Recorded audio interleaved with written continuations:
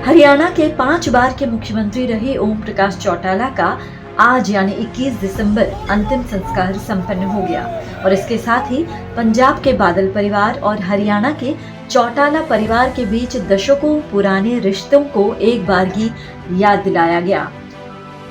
आज सुखबीर बादल लगातार वहां पर मौजूद रहे, जो दोनों परिवारों के बीच एक अटूट और गहन रिश्तों का सबूत है। चलिए दोनों परिवारों के बीच के इसी गहन रिश्ते पर आज बात करते हैं। दोनों परिवारों के बीच ये रिश्ता किसान आंदोलन, चुनावी समर्थन और पारिवारिक समारोह से साल दर साल और मजबूत होता चला गया। चौटाला परिवार ने प्रकाश सिंह बादल के 97वें जन्मदिन पर उनकी प्रतिमा स्थापित की थी। SYL नहर विवाद जैसे राजनीतिक मतभेदों के बावजूद दोनों परिवारों के बीच व्यक्तिगत संबंध हमेशा मजबूत होते गए। पंजाब के उप मुख्यमंत्री सुखबीर सिंह बादल ने OP चौटाला के निधन पर दुख जाहिर करते हुए एक बेहद भावुक पोस्ट लिखा है। सुखबीर बादल ने OP चौटाला को किसानों और गरीबों का नेता बताया है। सुखबीर बादल ने लिखा, हरियाणा के पूर्व CM ओम प्रकाश चौटाला जी के निधन पर व्यथित हूँ।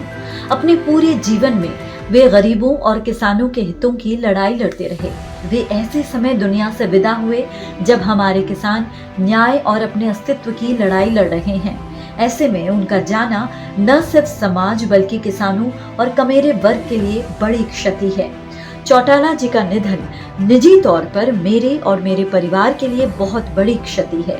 मैं हमेशा उनके वो गर्मजोशी से भरे हाथों को याद करता रहूंगा जिन्होंने मेरा मार्गदर्शन किया है। मैं भी साधारण जन और उनके परिवार के उसी अपूर्ण क्षति को महसूस कर रहा हूँ। चौटाला और बादल परिवारों के बीच लगभग 7 दशक पुराना रिश्ता था।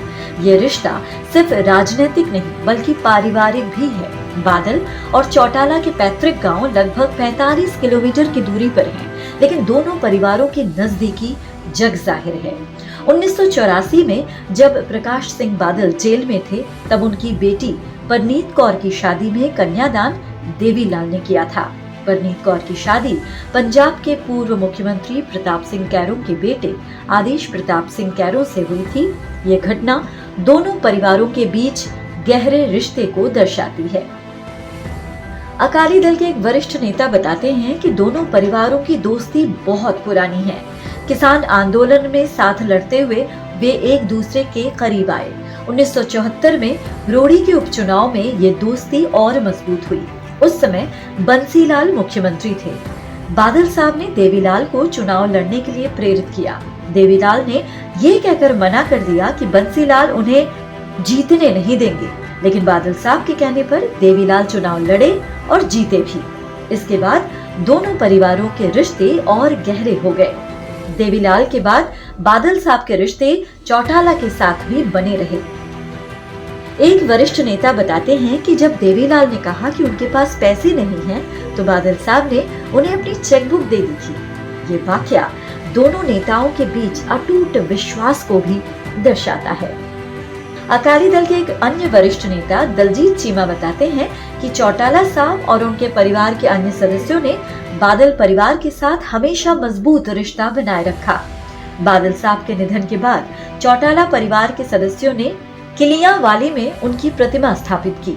ये बातें बताती हैं कि रिश्ते सिर्फ राजनीति तक सीमित नहीं होते। चौटाला परिवार में तमाम मतभेदों के बावजूद सभी सदस्य बादल साहब के अंतिम संस्कार और भोग समारोह में शामिल हुए थे। गौरतलब है कि ओम प्रकाश चौटाला प्रकाश सिंह बादल से 7 साल छोटे थे। दोनों परिवारों के सदस्य बादल को परिवार का सबसे बड़ा मानते थे। पिछले साल अप्रैल में उनके निधन तक ये सिलसिला जारी रहा। इससे पहले दोनों परिवार देवीलाल को परिवार का मुखिया मानते थे, जो बादल से 13 साल बड़े थे। देवीलाल का 2001 में निधन हो गया था। चौटाला और बादल परिवार सालों से दोनों राज्यों में एक दूसरे के चुनावी लड़ाइयों में एक दूसरे का समर्थन करते रहे हैं। दशकों पुराने पारिवारिक संबंध इतने मजबूत रहे कि कोई भी राजनीतिक गठबंधन उनके बीच कभी कोई दरार पैदा नहीं कर सका। तो ये थी बादल परिवार और चौटाला के बीच की दोस्ती की कहानी और कुछ किस्से। Bureau input, PTC news, Haryana.